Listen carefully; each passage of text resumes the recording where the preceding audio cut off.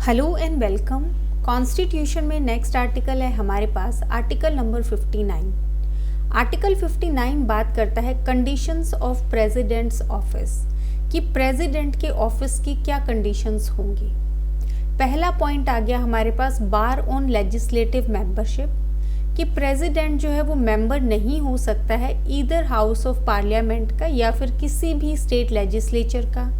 अगर एक sitting MP या एमएलए इलेक्ट किया जाता है प्रेसिडेंट तो उसको डीम्ड माना जाएगा कि उसने विकेट कर दी है सीट उस डेट पे जब उसने एंटर किया है office as president. Second point आ गया हमारे पास prohibition on other offices of profit. तो प्रेसिडेंट जो है वो होल्ड नहीं कर सकता है कोई भी ऑफिस ऑफ प्रॉफिट उस टर्म के दौरान। तो इसमें आ गया हमारे पास आर्टिकल नंबर 59। आर्टिकल 59 बात करता है कंडीशंस ऑफ प्रेसिडेंट्स ऑफिस। पहला आ गया हमारे पास बार होगा यहाँ पे लेजिस्लेटिव मेंबरशिप पे कि वो किसी भी तरीके की लेजिस्लेशन का पार्ट नहीं होंगे क्योंकि अब वो एग्जीक्यूटिव का पार्ट है। तो इसमें आ गया हमारे पास पहला पॉइंट कि यहाँ पे जो प्रेसिडेंट हैं वो मेंबर नहीं हो सकते हैं। किसके मेंबर नहीं हो सकते हैं? कोई भी हाउस ऑफ पार्लियामेंट के, दैट इज लोकसभा या राज्यसभा के या किसी भी स्टेट लेजिस्लेचर के वो मेंबर नहीं हो सकते हैं। अगर कोई भी सिटिंग एमपी या फिर एमएलए उसको इलेक्ट किया जाता है एज प्रेसिडेंट तो यहाँ पे डीम्ड माना जाएगा कि उन्होंने जो है अपनी सीट विकेट की है, चाहे वो पार्लियामेंट हाउसेज में है या फिर स्टेट लेजिस्लेचर में है, उस डेट पे जब वो एंटर करते हैं ऑफिस में एज प्रेसिडेंट, जब उन्होंने एंटर किया ऑफिस में एज प्रेसिडेंट। फिर आ गया सेकंड पॉइंट हमारे पास prohibition on other office of profit.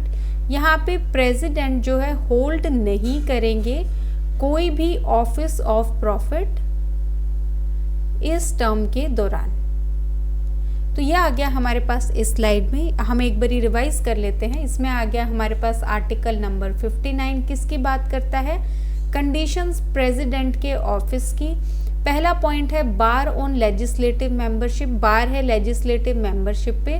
President member नहीं हो सकते हैं किसी भी हाउस ऑफ पार्लियामेंट का, दैट इज लोकसभा या फिर राज्यसभा के मेंबर नहीं हो सकते हैं। स्टेट लेजिस्लेचर के मेंबर नहीं हो सकते हैं। अगर कोई सिटिंग एमपी या एमएलए प्रेसिडेंट बनते हैं तो ये डीम्ड माना जाएगा कि उन्होंने अपनी सीट विकेट की है उस डेट पे जब वो एंटर करते हैं ऑफिस में एज प्रेसिडेंट। सेकंड पॉइंट है प्रेसिडेंट होल्ड नहीं कर सकते हैं ऑफिस ऑफ प्रॉफिट उस टर्म के दौरान जिस दौरान वो है प्रेसिडेंट रहते हैं। तीसरा पॉइंट आ गया हमारे पास इमोल्यूमेंट्स, अलाउंसेस एंड प्रिविलेजेस।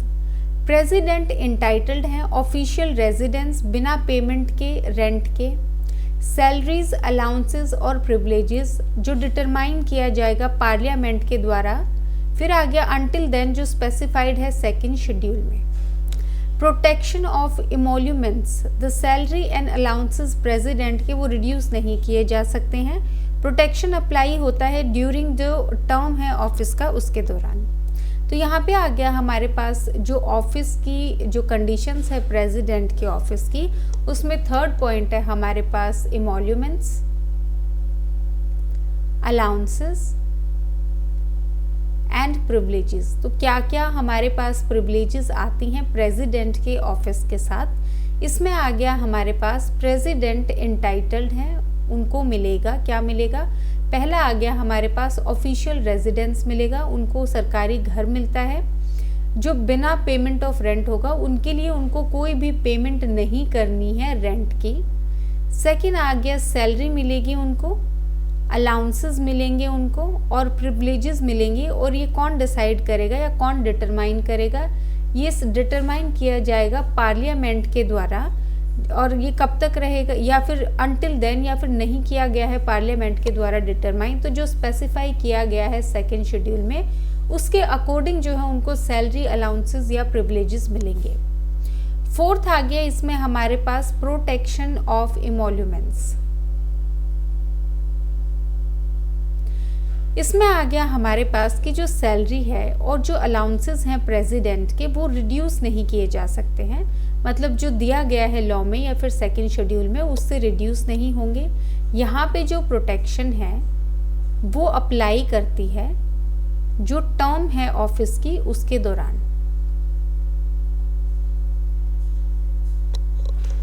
इसमें आ गया हमारे पास थर्ड पॉइंट है हमारे पास इमोल्यूमेंट्स, अलाउंसेस एंड प्रिविलेजेस। इसमें प्रेसिडेंट इंटाइटल्ड हैं, उनको एक ऑफिशियल रेजिडेंस मिलेगा बिना पेमेंट ऑफ रेंट के। सैलरी, अलाउंसेस या फिर प्रिविलेजेस मिलेंगी जो डिटरमाइन की जाएंगी पार्लियामेंट के द्वारा, या फिर जब तक पार्लियामेंट नहीं डिटरमाइन करता है जो सेकेंड शेड्यूल में दी गई हैं उनके द्वारा। फोर्थ पॉइंट है हमारे पास प्रोटेक्शन ऑफ इमोल्यूमेंट्स। प्रोटेक्ट किए जाएंगे जो इमोल्यूमेंट्स हैं प्रेसिडेंट के। सैलरी और जो अलाउंस है प्रेसिडेंट की, उसको रिड्यूस नहीं किया जा सकता है। ये प्रोटेक्शन अप्लाई करेगी जो टर्म है ऑफिस का उसके दौरान। आर्टिकल 60 आ गया हमारे पास oath and affirmation by the president, कि प्रेसिडेंट के द्वारा जो ओथ या अफर्मेशन की ली जाती है वो कौन देता है, कैसे होती है, वो हम देख लेते हैं। पहला आ गया हमारे पास who must take the oath, कौन जो है वो ओथ लेगा। पहला आ गया हर एक प्रेसिडेंट जो है इंडिया का उसको ओथ लेना कंपलसरी है। कोई भी पर्सन जो एक्ट कर रहा है एज प्रेसिडेंट या डिस्चार्ज कर रहा है प्रेसिडेंशियल फंक्शंस को, तो ये चीज़ आप यहाँ पे ध्यान रखेंगे। सिर्फ प्रेसिडेंट ही नहीं, अगर उनकी एब्सेंस में कोई और पर्सन है जो एक्ट कर रहा है एज प्रेसिडेंट या डिस्चार्ज कर रहा है प्रेसिडेंशियल फंक्शंस, उनको भी जो है ओथ लेना ज़रूरी है। फिर आ गया when oath is taken, oath या एफर्मेशन जो है वो लिया जाएगा बिफोर एंटर करने से ऑफिस में। तीसरा आ गया अथॉरिटी बिफोर हुम ओथ इज टेकन, किसके जो है कौन जो है ओथ दिलाएगा या किसकी प्रेजेंस में ओथ ली जाएगी। ओथ जो है वो ली जाती है किसकी प्रेजेंस में, chief justice of India CGI की प्रेजेंस में।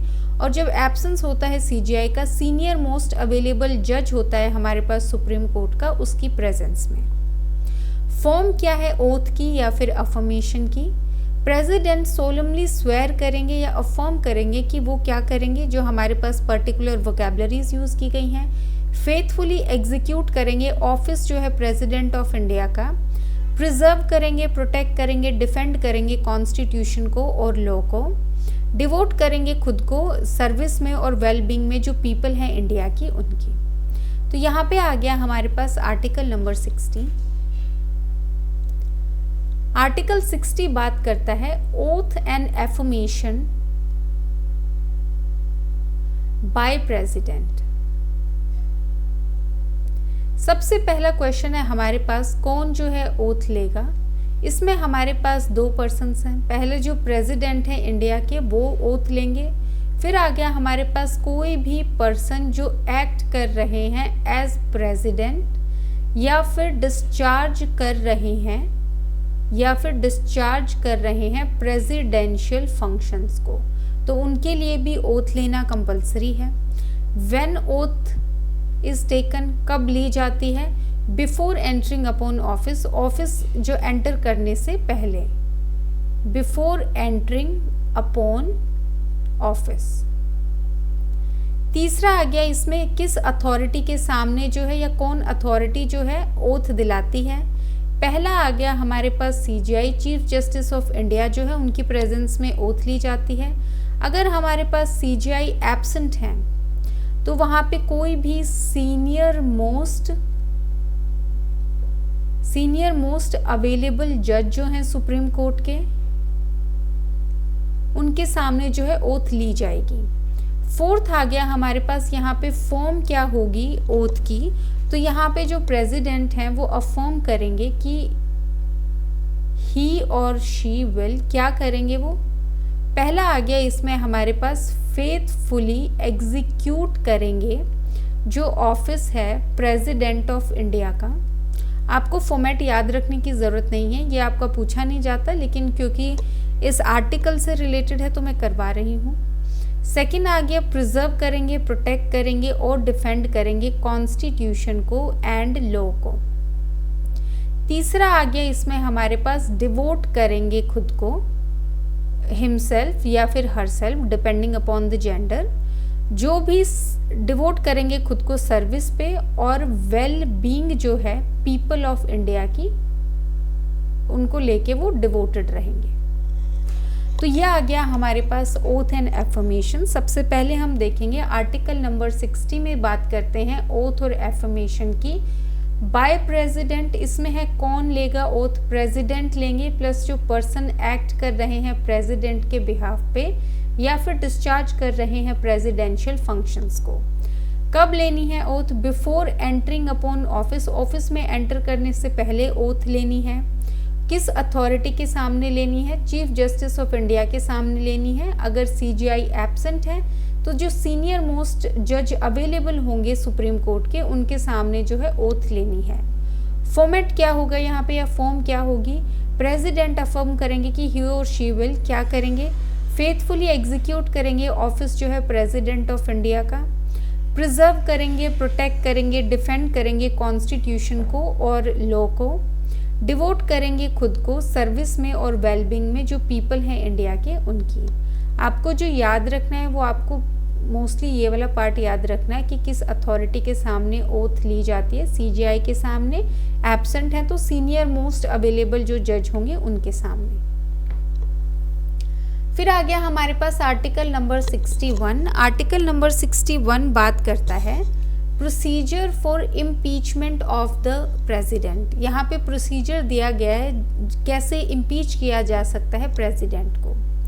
ग्राउंड फॉर इम्पीचमेंट, प्रेसिडेंट को इम्पीच किया जा सकता है सिर्फ अगर उन्होंने वायलेशन किया है कॉन्स्टिट्यूशन का। Initiation of charges, impeachment charges initiate किए जा सकते हैं किसी भी हाउस में पार्लियामेंट के, दैट इज लोकसभा में या फिर राज्यसभा में।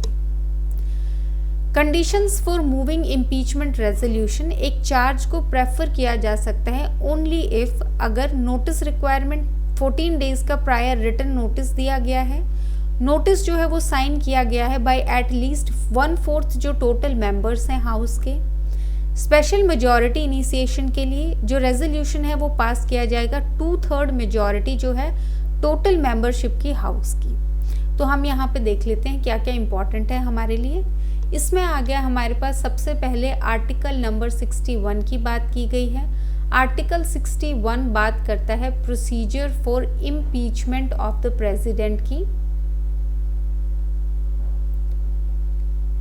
इम्पीचमेंट ऑफ द प्रेसिडेंट, इसमें सबसे पहले आ गया हमारे पास ग्राउंड क्या होगा इम्पीचमेंट का। ग्राउंड होगा यहाँ पे वॉयलेशन ऑफ कॉन्स्टिट्यूशन, अगर उन्होंने वॉयलेट कर दिया है कॉन्स्टिट्यूशन को तब उनको इम्पीच किया जाएगा। इनिशिएशन कहाँ होगा, ये इनिशिएट किया जा सकता है ईदर हाउस ऑफ पार्लियामेंट में, दैट इज लोकसभा में या फिर राज्यसभा में। तीसरा आ गया इसमें हमारे पास कंडीशंस क्या होंगी मूव करने के लिए इम्पीचमेंट को। सबसे पहली कंडीशन है हमारे पास नोटिस की कंडीशन। यहाँ पे बोला गया है कि 14 डेज का प्रायर रिटन नोटिस दिया जाएगा और ये जो नोटिस है हमारे पास ये जो है साइन किया जाएगा एटलीस्ट 1/4 जो टोटल मेंबर्स हैं हाउस के उनके द्वारा। सेकेंड आ गया इसमें हमारे पास स्पेशल मेजॉरिटी चाहिए इनिशिएशन के लिए। यह आ गया हमारे पास 2/3 majority of the total membership of that house. जिस हाउस में इनिशिएट किया गया है वहां के 2/3 मेंबर्स जो हैं वो अग्री करेंगे कि रेजोल्यूशन पास किया जाना चाहिए। रेजोल्यूशन पास करेंगे 2/3 मेंबर्स।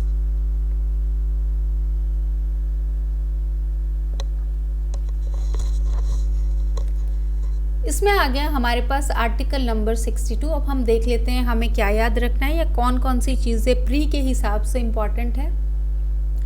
आर्टिकल 61 बात करता है प्रोसीजर इम्पीचमेंट के लिए प्रेसिडेंट की। इसमें ग्राउंड क्या है, ग्राउंड है हमारे पास वॉयलेशन ऑफ कॉन्स्टिट्यूशन, अगर वॉयलेट कर दिया है कॉन्स्टिट्यूशन को। इनिशिएट कहाँ किया जा सकता है, ईदर हाउस ऑफ पार्लियामेंट में, ईदर लोकसभा में या फिर राज्यसभा में। कंडीशन क्या है, पहला नोटिस की कंडीशन है 14 डेज का प्रायर रिटन नोटिस दिया जाएगा और ये नोटिस साइन किया जाना चाहिए 1/4 जो टोटल मेंबर्स हैं हाउस के उनके द्वारा। फिर आगे इनिशिएशन के लिए स्पेशल मेजॉरिटी चाहिए। रेजोल्यूशन पास किया जाना चाहिए 2/3 मेंबर्स जो हैं टोटल मेंबरशिप जो है उस हाउस की, तो हमारे पास ये इम्पॉर्टेंट है। फिर हमारे पास 1/4 वाला नोटिस के लिए चाहिए और 14 डेज का प्रायर नोटिस दिया जाएगा। इनिशिएशन भी इम्पॉर्टेंट है, किसी भी हाउस में हो सकती है, और ग्राउंड भी इम्पॉर्टेंट है अगर वायलेशन किया है कॉन्स्टिट्यूशन का। तो बेसिकली आपको क्या याद रखना है, अगर हम इसका भी शॉर्ट फॉर्म निकालें तो यहाँ पे ग्राउंड आ गया हमारे पास violation of constitution.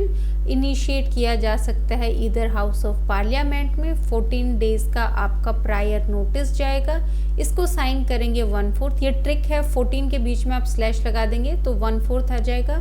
1/4 total member sign करेंगे। उसके बाद रेजोल्यूशन इनिशिएट करने के लिए 2/3 मेंबर जो कि स्पेशल मेजॉरिटी होती है वो जो है इनिशिएट कर सकती है। तो ये जो है आपको याद रखना है। 4th आ गया हमारे पास investigation by the other house. Once एक बारी चार्ज प्रेफर हो जाते हैं, अदर हाउस इन्वेस्टिगेट कर सकता है, करता है चार्जेस में और कॉज करता है या फिर कॉज करता है, इन्वेस्टिगेट कर सकता है या करवा सकता है इन्वेस्टिगेशन। प्रेसिडेंट के पास राइट है कि वो अपीयर कर सकते हैं पर्सन में या फिर रिप्रेजेंट किए जा सकते हैं during the investigation. Removal from office, अगर after investigation investigating house pass करता है रेजोल्यूशन 2/3 मेजॉरिटी से उसकी टोटल मेंबरशिप की और डिक्लेयर करता है इन चार्जेस को, डिक्लेयर करता है कि चार्जेस को सस्टेन किया जाए, तो प्रेसिडेंट को रिमूव कर दिया जाएगा ऑफिस से उस डेट से जब रेजोल्यूशन को पास कर दिया गया है। अब हम यहाँ देखेंगे हमारे पास नोटिस की कंडीशन थी और इनिशिएशन के लिए हमारे पास जो है 2/3 मेजॉरिटी की कंडीशन थी। अब आ गया इसमें हमारे पास 4th पॉइंट बात करता है investigation by the other house.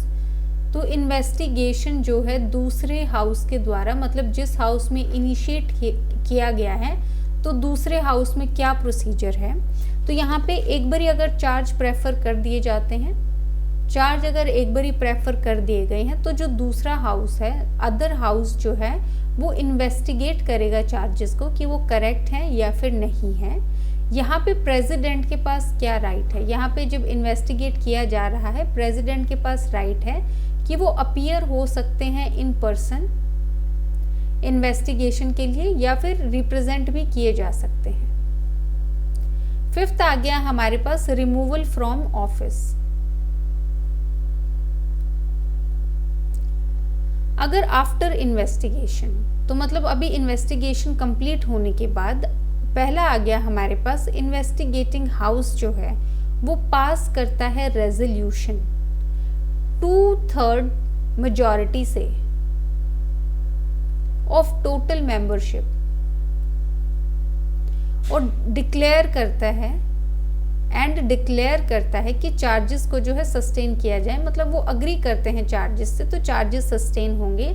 इस दौरान जो प्रेसिडेंट हैं उनको रिमूव कर दिया जाएगा, जो ऑफिस है प्रेसिडेंट का उस डेट से, जो डेट है हमारे पास फ्रॉम द डेट जिस दिन रेजोल्यूशन जो है पास किया गया है। तो जिस दिन दूसरे हाउस ने रेजोल्यूशन पास कर दिया है और उन्होंने अग्री किया है जो चार्जेस हैं उन पे सस्टेन करवा दिए जाएंगे चार्जेस को और उनको रिमूव कर दिया जाएगा। तो इसमें आ गया हमारे पास नोटिस देने के बाद और रेजोल्यूशन पास करने के बाद 2/3 मेजॉरिटी से जब दूसरे हाउस के पास ये जाता है तो इन्वेस्टिगेट कर सकते हैं दूसरा हाउस। इसमें बोला गया है चार्ज एक बारी प्रेफर करने के बाद अदर हाउस इन्वेस्टिगेट करेगा चार्जेस को। इस दौरान प्रेसिडेंट के पास राइट है कि वो अपीयर हो सकते हैं पर्सन में या फिर रिप्रेजेंट भी उनको किया जा सकता है। फिर आगे रिमूवल फ्रॉम ऑफिस, अगर इन्वेस्टिगेशन के बाद if after investigation investigating house pass करता है एक रेजोल्यूशन 2/3 मेजॉरिटी से टोटल मेंबरशिप का और डिक्लेयर करता है चार्जेस को सस्टेन किया जाए, तो यहाँ पे प्रेसिडेंट रिमूव कर देंगे ऑफिस को, प्रेसिडेंट को रिमूव कर दिया जाएगा ऑफिस से उस डेट से जब से रेजोल्यूशन पास हुआ है। तो ये जो है हमारे पास इन्वेस्टिगेशन वाला आप पार्ट याद रखेंगे कि दूसरा हाउस इन्वेस्टिगेट करेगा। यहाँ पे अपीयर हो सकते हैं पर्सन में, रिप्रेजेंट किया जा सकता है। रिमूवल कब होगा? जब 2/3 मेजॉरिटी एग्री करेगी दूसरे हाउस की और चार्जेस सस्टेन किए जाएंगे। रिमूव किया जाएगा, डेट आप याद रखेंगे, उस डेट से जिस दिन वो जो रेजोल्यूशन है अदर हाउस में वो पास हुआ है, उस दिन से जो है उनको रिमूव कर दिया जाएगा। फिर आ गया यहाँ पे हमारे पास नेक्स्ट आर्टिकल, ये आ गया हमारे पास आर्टिकल नंबर 62। आर्टिकल 62 बात करता है time of holding election to fill vacancy in the office of president and term of office of person elected to fill casual vacancy. तो टाइम होल्ड करने के लिए इलेक्शन, फिल करने के लिए वैकेंसी प्रेसिडेंट की और टर्म ऑफ ऑफिस उस पर्सन का जो इलेक्ट किया गया है कैजुअल वैकेंसी को फिल करने के लिए। तो कब इलेक्शंस हेल्ड किए जाएंगे अगर प्रेसिडेंट जो है उनकी वैकेंसी के लिए, और किस टर्म के लिए उस पर्सन को रखा जाएगा जो कैजुअल वैकेंसी जो है वो फिल कर रहे हैं प्रेसिडेंट की।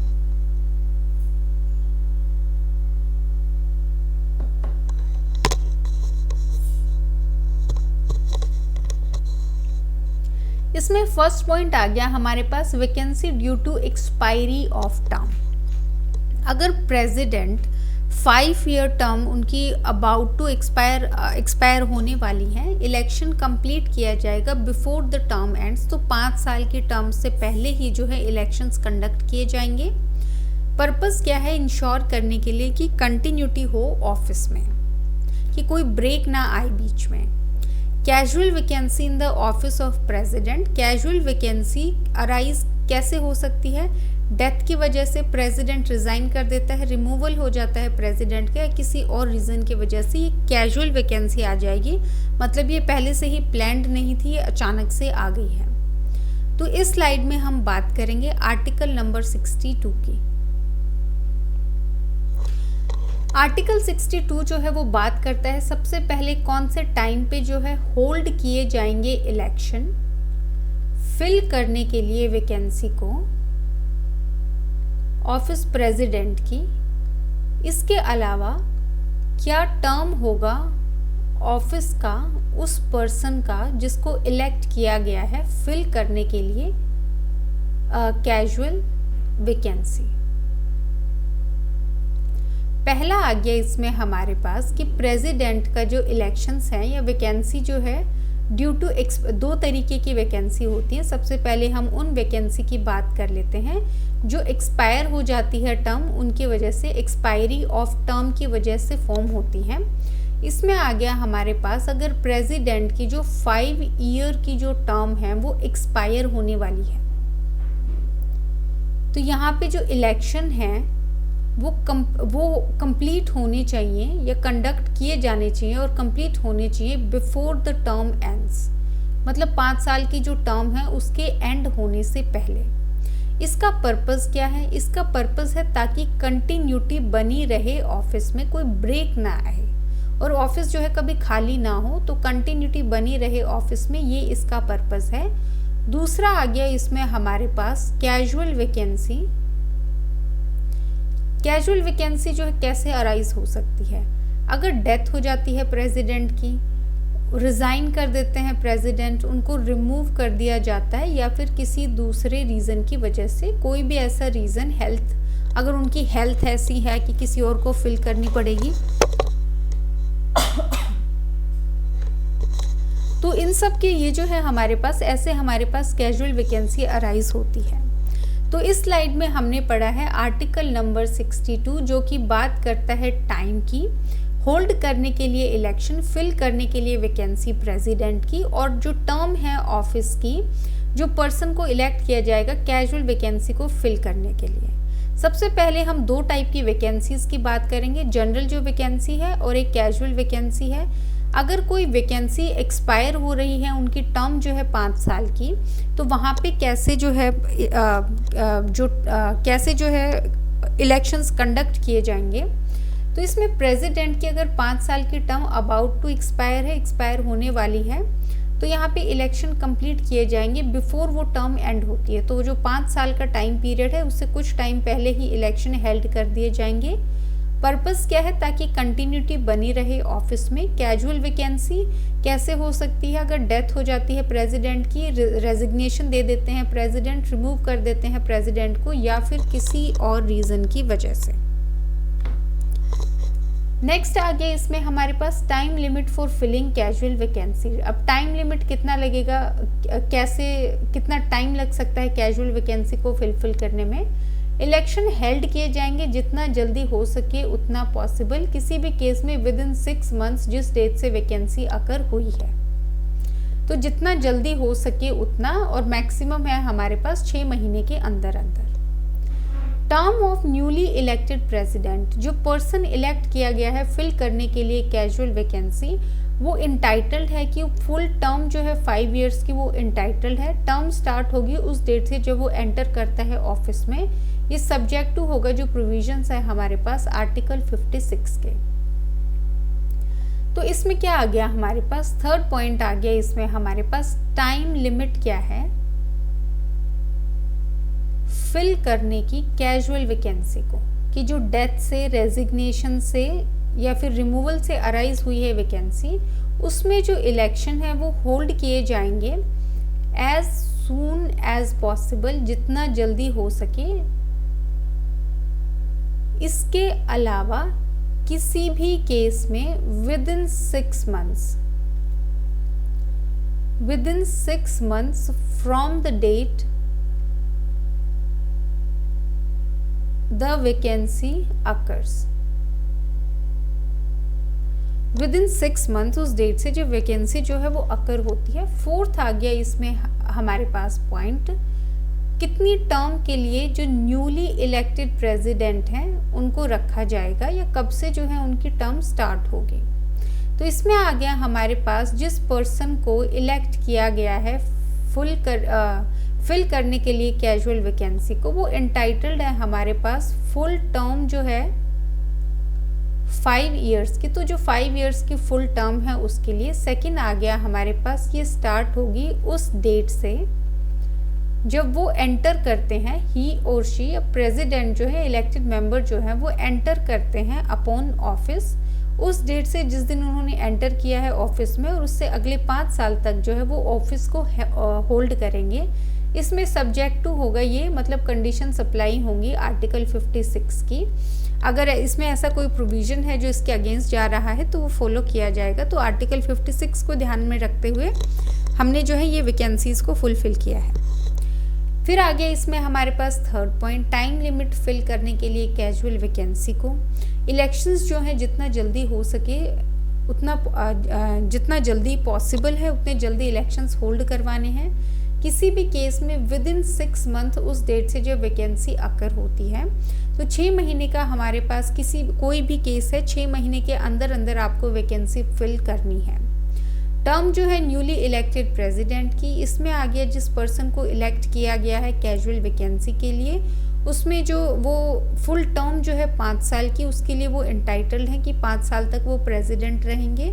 स्टार्ट कब से होगी ये टर्म, उस डेट से जब इलेक्टेड पर्सन जो है वो एंटर करते हैं ऑफिस में।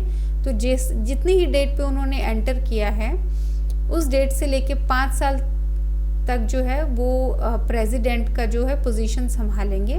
और ये कैजुअल वैकेंसी जो है हमारे पास, उसमें भी उनकी फुल टर्म 5 इयर्स होगी। बहुत बच्चों को कन्फ्यूजन होता है रिमेनिंग टर्म्स है या 5 इयर्स है, एग्जाम में ये क्वेश्चन बहुत बार आता है, तो आप इस चीज़ को जो है वो ध्यान रखेंगे। नेक्स्ट आगे आई थिंक वाइस प्रेसिडेंट हमारा बहुत ही डिफरेंट टॉपिक है, इसको हम कल स्टार्ट करेंगे।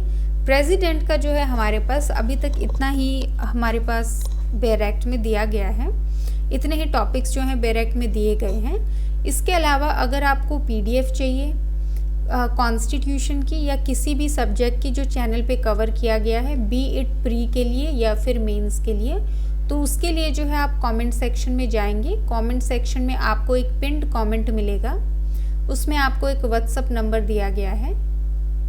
उस व्हाट्सएप नंबर पे आप अपनी पीडीएफ से रिलेटेड कोई भी क्वेरी पूछ सकते हैं। आप नॉर्मल मैसेज डाल दीजिए कि हमें इस सब्जेक्ट की पीडीएफ चाहिए, या फिर हमें सैंपल भेज दीजिए, तो आपको सैंपल भी प्रोवाइड करवा दिया जाएगा। उसके बाद आप डिसाइड कर सकते हैं आपको पीडीएफ चाहिए या नहीं चाहिए। इसके अलावा अगर आपका कोई भी फीडबैक है चैनल को लेके या फिर कंटेंट को लेके, उसके लिए आप कमेंट सेक्शन में कमेंट कर सकते हैं, या फिर अगर आपको कोई पर्सनल फीडबैक देना है तो आप जो है व्हाट्सएप पे जो नंबर प्रोवाइड किया गया है वहाँ पे भी फीडबैक बता सकते हैं। आपको कौन से सब्जेक्ट्स इस फॉर्मेट में कवर करने हैं या फिर आपको फॉर्मेट में क्या चेंजेस चाहिए वो भी जो है आप बता सकते हैं। डायरेक्ट रीडिंग करनी है, उस तरीके से पढ़ना है तो वो भी आप बता सकते हैं। जो भी आपका पर्सनल कंफर्ट है पढ़ने का, आप उससे रिलेटेड कमेंट कर सकते हैं या फिर व्हाट्सअप कर सकते हैं। इसके अलावा अगर आपको मेंस आंसर राइटिंग करनी है तो वो हमने मेंबर्स के लिए रखी है। मेंबर्स में आपके दो तरीके की मेंबरशिप है, आपकी एक बेसिक मेंबरशिप है, एक आपकी एडवांस मेंबरशिप है। बेसिक मेंबरशिप में आपको सिर्फ वीडियो लेक्चर्स मिलेंगे, एडवांस में आपको वीडियो लेक्चर्स प्लस पीडीएफ मिलेंगे साथ के साथ। जिस दिन आपका लेक्चर कवर हुआ है या टॉपिक कवर हुआ है उसकी पीडीएफ आपको साथ के साथ ही अपलोड हो जाएगी, आपको वहां से डाउनलोड करनी है। तो किसी को भी अगर मेंस आंसर राइटिंग करनी है चैनल के साथ तो वो मेंबरशिप ले सकते हैं। अगर आपके पास टाइम इतना नहीं है कि आप मेंबरशिप ज्वाइन करें या फिर रेगुलरली लेक्चर्स को फॉलो करें और आपको वन टाइम पीडीएफ चाहिए तो आप उसके लिए जो है व्हाट्सअप नंबर पे यहाँ पे क्वेरी डाल सकते हैं। मेंस की पीडीएफ के लिए भी वहाँ पे आपको प्रॉपर्ली एंटरटेन किया जाएगा। बाकी जो है आज के लेक्चर में हम इतना ही कवर करेंगे। So thank you.